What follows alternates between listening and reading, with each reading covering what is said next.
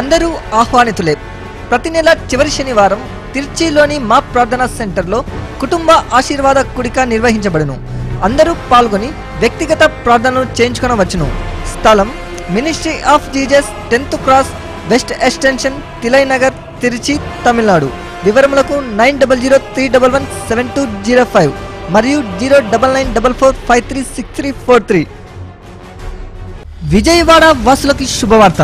Ministry of Jesus వారు నిర్వహించు కుటుంబ ఆశీర్వాద కూడిక. ముఖ్య ప్రసంగికులు దైవజనులు డాక్టర్ ఆనంద స్థిరా గారు. తేదీ జూలై 8 శనివారము. సమయం ఉదయం 9 గంటల నుండి 3 గంటల వరకు. స్థలము father Devaiah auditorium, Loyola college campus, Jayaprakash Nagar, Eluru road, Vijayawada. Praise the lord. నా పేరు సాలాస్. నేను పటాన్చేరు నుంచి ఉంటాను. అక్కడికి ఆనంద స్థిరా గారు పోయిన సంవత్సరము అక్కడికి లింగంపల్లికి వచ్చినప్పుడు ప్రేయర్ మీటింగ్స్కి అక్కడ మా డాడీ కోసం చాలా ప్రార్థన చేశారు. నేను అనుకున్నాను ఎందుకు ఇంత ప్రార్థన చేస్తున్నాను అనుకున్నాను. కానీ ఆ తర్వాత మా డాడీకి అదే సంవత్సరంలో స్ట్రోక్ వచ్చింది. హార్ట్ స్ట్రోక్ వచ్చినాక కూడా దేవుని దయతో అసలు ఏం కాకుండా మా డాడీకి నార్మల్గా ఉన్నాడు. ఇప్పుడు కూడా చాలా ఆరోగ్యవంతంగా ఉన్నాడు. ఆ ప్రార్థనలు ఆనంద గారి ప్రార్థనల ద్వారా మా ఫ్యామిలీ అంతా మంచిగా ప్లస్ అవుతుందని కోరుకుంటూ ఏ సైతాన్ శక్తులు లేకుండా ఇప్పుడు దాకా మంచిగా ఉండి అభివృద్ధి చెందుతున్నామని దేవుడు ప్రార్థిస్తున్నాం. కుటుంబంలో తరలిరండి, దైవ ఆశీర్వాదాలు పొందుకోండి. వివరములకు 099117205 మరియు 09944536343. Jesus said in Matthew 11:28, మత్తయి సువార్త 11:28 యేసు చెప్పినాడు, ye who are heavy laden, ఓ భారము కలిగి ఉన్న సమస్తమైన వారలారా, come unto me, నా యొద్దకు రండి, I will give you rest. నేను మీకు విశ్రాంతిని ఇస్తాను. Everybody have their own stress and burden. ప్రతి ఒక్క వ్యక్తికి సొంత భారములు వారి ఒత్తిడులు అలాగా ఉన్నాయి. When the burden become more, ఆ భారము పెరుగుతున్న కొద్దీ you develop blood sugar, మీకు ఒక చక్కెర వ్యాధి వస్తుందండి. you develop blood pressure, మరి మీకు రక్తపోటు వస్తుంది. you develop ulcer, మరి అల్సర్లు వస్తాయి. you develop headache, తలనొప్పి వస్తుంది. you get short temper, మరి మీరు తొందరగా కోపం వచ్చేస్తా ఉంటుంది. you get migraine, మరి పార్శ్వ నొప్పి కూడా వస్తుందండి. now cancer also. ఇప్పుడు క్యాన్సర్ కూడా వస్తుంది దాని వల్ల. Cancer being produced not by cigarettes or alcohol only, but by stress. ఇప్పుడు క్యాన్సర్ అనేది ఏదో సిగరెట్, ధూమపానంలో లేదా మద్యం సేవించడం వల్ల కాదు, కానీ ఉన్న ఒత్తిడిని బట్టి క్యాన్సర్లు వస్తున్నాయి. Burden of responsibilities. అంటే చాలా బాధ్యతలు మనం కలిగి ఉంటున్నాం. When I start ministry, I have no responsibilities. మరి నేను పరిచర్య ప్రారంభించాను, నాకే బాధ్యతలు లేవు. But now I have so much responsibility. అదే పరిచర్య ప్రారంభించక ముందు నాకే బాధ్యతలు లేవు, ప్రారంభించిన తర్వాత అనేక బాధ్యతలు ఉన్నాయి. ఇప్పుడు How can I carry this heavy burden? మరి ఈ యొక్క భారమును నేను ఎలా మోసుకొని వెళ్ళాలి? The Bible says in Psalm 68, Bible చెప్తూ ఉన్నది సామెతల గ్రంథం 60 verse 19. 19వ వచనము, He is our burden bearer. ఆయన మన భారమును మోయవాడు. Psalm 81:6. మరి కీర్తన 81:6, I will remove the yoke from your back. మరి నీ పై నుండి ఆ కాడిని నేను తొలగిస్తాను. How? When we have Jesus యేసు మనతో ఉన్నప్పుడు, in our mind, body and soul, మన మనసులో, మన దేహములో, మన యొక్క ప్రాణములో ఆయన ఉన్నప్పుడు how Jesus will be with us. యేసు ఎలా మనతో ఉంటాడు? John 14:21-23. మరి యోహాను సువార్త 14:21-23 వచనాలు. When we love him, మనం ఆయనను ప్రేమించినప్పుడు, when we thank him for his greatest sacrifice, ఆయన చేసినటువంటి ఆ యొక్క ఉన్నతమైనటువంటి త్యాగం గురించి మనం ఆయనకు వందనాలు తెలియజేసినప్పుడు, when we participate the holy communion, మనము దేవుని పరిశుద్ధ బలిలో పాల్గొన్నప్పుడు, when we think about his love, ఆయన యొక్క ప్రేమను మనము ధ్యానించినప్పుడు, when we delight in his word, ఆయన వాక్యమందు మనం ఆనందించినప్పుడు, burden will be taken away. ప్రతి భారములు తొలగిపోతాయి. Burden will be taken away automatically. మరి అది ఉన్న పాటున భారములన్నీ తొలగిపోతాయి. Automatically. వెంటనే తొలగిపోతాయండి. I never left my home unless I spend with Jesus 6 hours. మరి నేను ఎప్పుడు కూడా యేసుతో 6 గంటలు ప్రార్థనలో గడపకుండా ఎప్పుడు నా ఇంటిని దాటి నేను వెళ్ళలేదు. Today I slept 2:30 a.m. మరి ఆ రాత్రి నేను 2:30 గంటలకు రాత్రి 2:30కు పడుకున్నాను. I woken up by 3:30. 2:30కు పడుకొని 3:30కు నేను తిరిగి లేచాను. Still I am awake. నేను ఇంకా మెలకుగానే ఉన్నాను. More than many of you. మరి మీలో అనేకులు. How? ఎలాగా? Because I delight on His word. మీ అందరికంటే మెలుగుగా నేను ఉంటున్నాను. కారణం ఏంటంటే అన్నిటికంటే ఎక్కువగా నేను వాక్యమును బట్టి ఆనందిస్తూ ఉన్నాను. I never use any reference Bible. నేను ఎప్పుడు కూడా ఏ రెఫరెన్స్ బైబిల్ నేను చూడనండి. Maybe archaeological history. లేదా చరిత్రకు సంబంధించినటువంటి పుస్తకాలు చదవను. You can't see any lines in my Bible. మరి బైబిల్లో కూడా ఎట్లాంటి గీతలు కూడా కనబడవు. But I love the Bible. నేను బైబిల్ ఎంతో ప్రేమిస్తున్నాను. I love it. మరి దానిని నేను ఎంతో ప్రేమిస్తాను. I delight on that. దానిని బట్టి నేను అతిశయపడతాను, ఆనందిస్తాను. And I want to forget the word. మరి ఎప్పుడు వాక్యాన్ని నేను మర్చిపోను. Psalm 119. కీర్తన 119 verse 14. 14వ వచనము. 24. 24వ వచనము. 47. 47వ వచనము. 77. 77వ వచనము. 92. 92వ వచనము. 111. 111వ వచనము. 143. 143వ వచనము. 174. 174వ వచనము. Word is my delight. మరి ఆ యొక్క వాక్యే నా యొక్క ఆనందమయ్యను. Let me never forget it. దానిని నేను ఎప్పుడు మర్చిపోను. Not only love the word, ప్రేమించడమే కాదు, but also remember the word. దానిని జ్ఞాపకము, దానిని మనసులో గుర్తుంచుకోవడం. Remembrance is very, very important. దానిని గుర్తుంచుకోవడం చాలా ప్రాముఖ్యమైనది. David said, దావీదు అన్నాడు, I never forget your word. నేను నీ వాక్యమును ఎన్నడూ మర్చిపోను. Verse 16. మరి 16వ వచనము. 107. మరి 107వ కీర్తనలో. 97. 77వ కీర్తన. 176. 156వ కీర్తన. I will never forget your word. మరి ఆ యొక్క వాక్కుని ఎప్పుడు నేను మర్చిపోను. And then he said, అప్పుడు ఆయన అన్నాడు, I'll obey your commandments. నీ యొక్క వాక్కుకు నేను విధేయత చూపిస్తాను. Whole of my heart. మరి నా యొక్క హృదయం అంతటితో. Verse 17. 17వ వచనములో. 18. 18వ వచనం. 69. 69వ వచనం. 100. 100 వచనం. 155. 155వ వచనం. And so on. అలాగా అనేక సార్లు చూడొచ్చు. So we the Christians need the word of God. క్రైస్తవులైన మనకు దేవుని వాక్యము కావాల్సి ఉన్నది. The word of God will bring forth peace. మరి దేవుని వాక్యమే సమాధానం తీసుకువస్తుంది. Isaiah 48, 17 and 18. మరి యెషయా గ్రంథము 48వ అధ్యాయము 17, 18 వచనాలు. When Christians have peace, మరి క్రైస్తవులు సమాధానముగా ఉంటే the kingdom will return to Christians. మరి దేవుని రాజ్యము తిరిగి క్రైస్తవుల యొద్దకు వస్తది. Say hallelujah. హల్లెలూయా అనండి. Hallelujah. Hallelujah. Look at the little children. చిన్న పిల్లలను చూడండి. Whether they're black or white or anybody, వారు తెల్లగా ఉన్నా నల్లగా ఉన్నా ఎట్లా ఉన్నా కూడా they will play together. కలిసి ఆడుకుంటూ ఉంటారు. Their parents may think in different way. మరి తల్లిదండ్రులైన వాళ్ళు ఇంకొకలాగా ఆలోచించుకున్నా కూడా Parents may look at the caste. మరి తల్లిదండ్రులు ఎప్పుడు కూడా కులం చూస్తారు. Parents may look at the high and the low. మరి ఆ తల్లిదండ్రులు ఈడు ఎత్తా ఈడు పొడవా గొప్పడా పేదోడా. Little children, కానీ చిన్న పిల్లలు innocent. వారికి మరి ఏ కపటం లేదండి. So they praise Jesus. మరి వాళ్ళు వెంటనే యేసు అంటారు. Say Hosanna in the highest. వారు వెంటనే ఉన్నత స్థలములో దేవునికి మహిమ హోసానా అంటారు. Luke 19:40. మరి లూకా సువార్త 19:40. So let us become like children. కనుక చిన్న పిల్లల వలె అవుదాము. Have friendship with each other.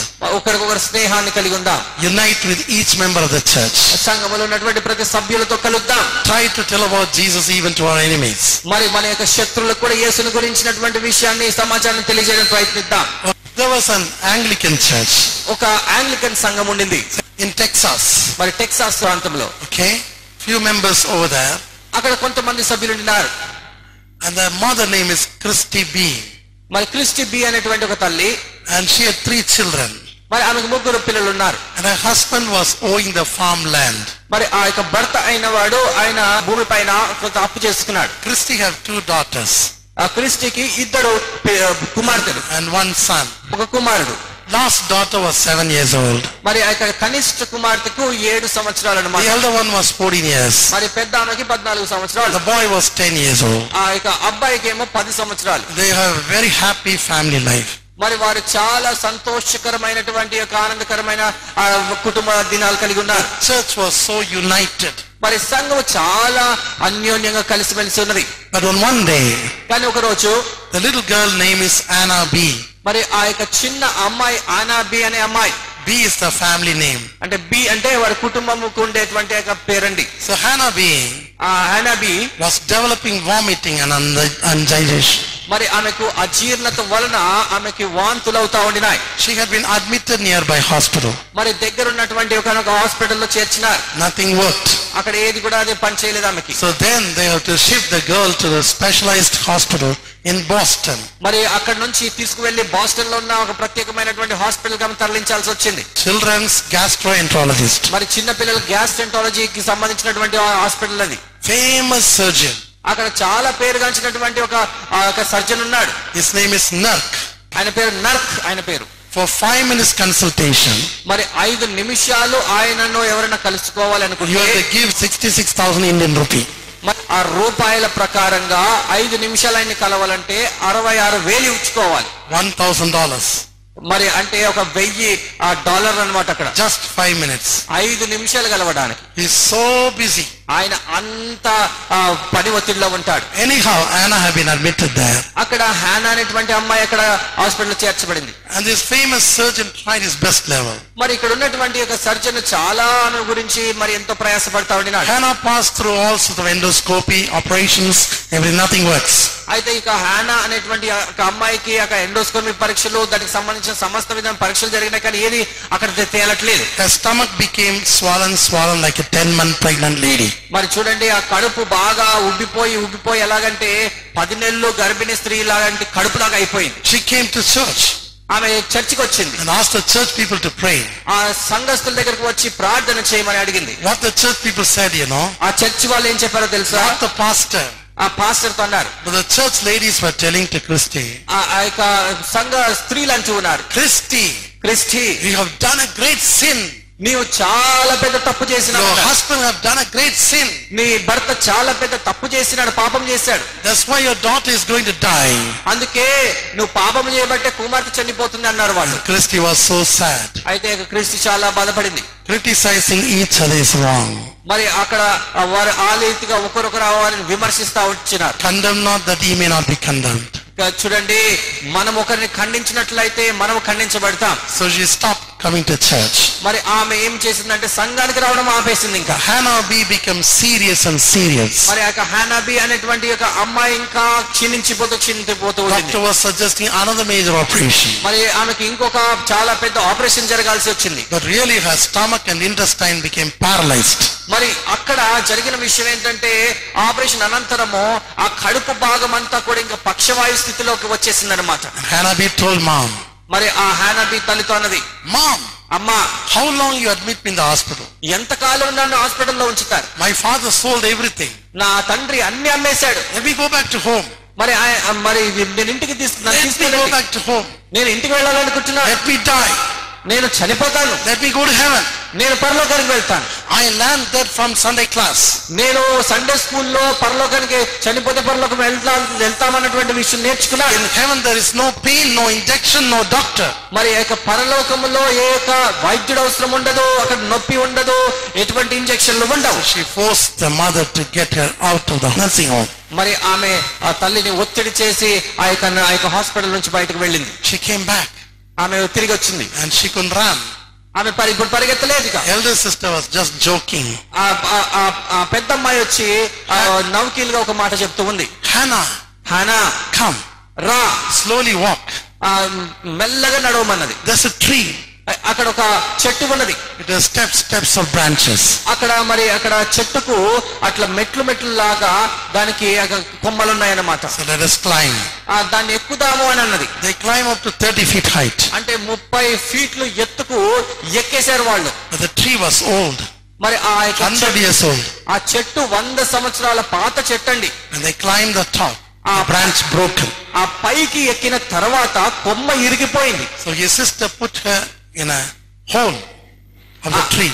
ఆ కొమ్మకు ఉన్నటువంటి ఒక రంధ్రంలోకి ఇక్కడ పడిపోవడం జరిగింది. She was thinking it is only 1 foot depth. మరి ఆమె ఏమనుకుంటుందంటే ఏదో ఒక ఫీటు లోపలికి ఉందేమో, అంత లోతు ఉండి అనుకుంది. When Hannah looked down, అయితే హానా ఇంకా లోపలికి పడిన తర్వాత లోపల చూశాక she fell.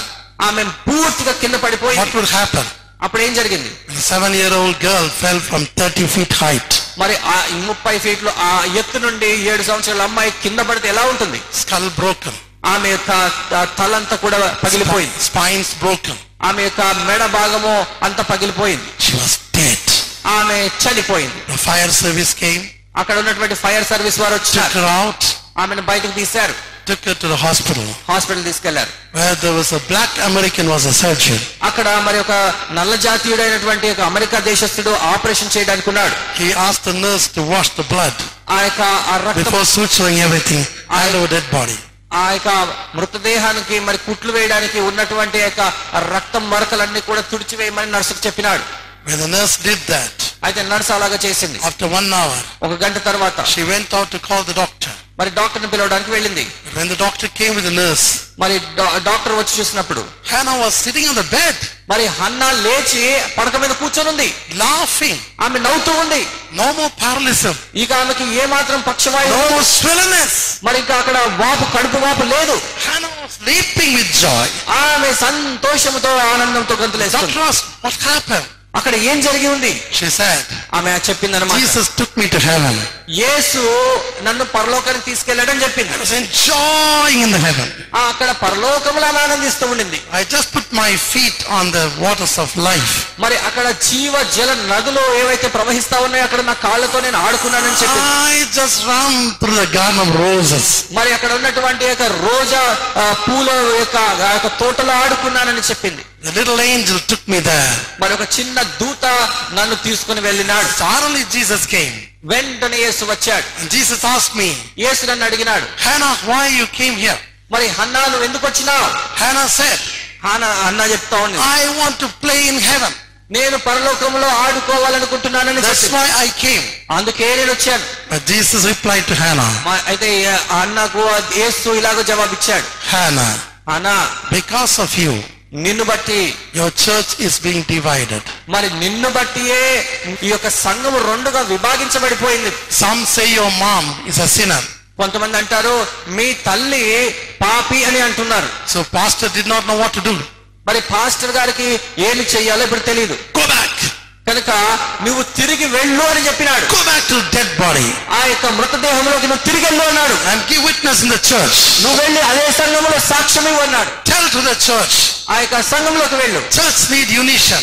మరి ఆ యొక్క సంఘంకి నువ్వు కావాలి. When somebody suffer, మరి ఎవరైనా ఆ శ్రమలో ఉంటే all the church members to suffer. మరి ఆ సంఘ సభ్యులందరూ కూడా వారితో శ్రమిస్తారు. And somebody cries, ఎవరైనా ఏడిస్తే all the church members have to cry. సంఘ సభ్యులందరూ కూడా ఏడవాలి. When the reverend is crying, మరి యొక్క రెవరెండ్ గారు you have to వినిపిస్తుంటే cry. మరి యొక్క వ్యక్తులు ఏడుస్తూ ఉంటే When a man of God have difficulties, మరి దైవజనుడికి కూడా కష్టాలుంటాయి. you have to help the man of God. మరి దైవజనుడికి మీరు సహాయపడాలి. So she came back, కనుక ఆమె తిరిగి వచ్చింది. and her mom speaking on the dais.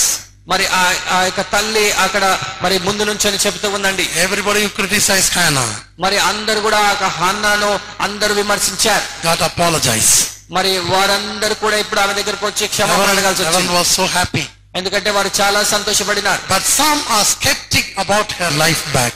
మరి ఆ కొంతమంది మాత్రము ఇవి మరణించింది మళ్ళీ తిరిగి లేచినటువంటి విషయంలో సందేహంగా కొంతమంది ఉన్నారు. The church was overflowing.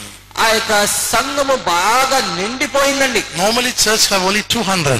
అక్కడ సంఘము కేవలం 200 మందే ఉండేవారు. But this time 20,000 people. అయితే ఇప్పుడు ఈ సమయంలో మాత్రం 20,000 మంది జనాలు, Public came మరి చాలా మంది జన సమూహం because it వచ్చారు. was on the TV. ఎందుకంటే టీవీలో ఈమెను గురించి విన్నారు. And some say this will never happen. అయితే కొంతమంది అంటారు ఇది ఎప్పుడు ఇది ఎట్లాంటి జరగదులేండి అంటారు. Gentleman rose. మరి ఒక మంచి వ్యక్తి లేచి నుంచున్నాడు. He flew all the way from Boston to Texas. మరి బోస్టన్ నుంచి టెక్సాస్ లో ప్రయాణం చేసి వచ్చినాడు. He was the richest person, ఆయన చాలా ధనికుడైనటువంటి వ్యక్తి. but he was an atheist. అయితే ఆయన హేతువాది అండి. He told the church to be calm మరి ఆయన అన్నాడు సంఘము మీరు నిశ్శబ్దంగా ఉండండి సంఘంతో and అన్నాడు. said, ఆయన అన్నాడు what Hannah said is true. మరి ఆయన నాస్తికుడైన ఈ వ్యక్తి ఏం చెప్పినాడంటే హన్నా చెప్పిన మాట సత్యం అన్నాడు. When Hannah was being admitted, మరి హన్నా ఎప్పుడైతే అడ్మిట్ చేయబడిందో I admitted my daughter also. నేను ఆ సమయంలో నా కూతుర్ని కూడా హన్నాతో పాటే హాస్పిటల్లో చేర్చాను. I never allow my daughter to go to any Christian center. ఆ యొక్క నా కూతురు ఎప్పుడు కూడా క్రైస్తవ సభలకు ఎప్పుడు కూడా వెళ్ళడం నేను ఎప్పుడు అనుమతించేవాడిని కాదు. My daughter was suffering of stomach cancer. నా యొక్క కుమార్తె కడుపులో ఉన్న క్యాన్సర్ ద్వారా బాధపడుతూ ఉంది. One day, ఒకరోజు Hannah told about Jesus to her. ఈ హానా అనే అమ్మాయి యేసుని గురించి చెప్పింది. Gave a chain with a cross. మరి ఆ సిలువ అంటే ఒక గొలుసుతో ఆ సిలువ గుర్తున్నదాన్ని ఆమె ఇచ్చిందనమాట. In the beginning I was so angry. మరి ప్రారంభంలో నేను చాలా కోపడ్డాను దీన్ని బట్టి. I was thinking it's enforcement of religion conversion. నేనన్నాను ఇదేదో మత సంబంధమైనటువంటి వాటిని వీరు ఇలాగా ప్రోత్సహిస్తున్నారు అనుకున్నాను. But both my child and Hannah were ready to go to heaven.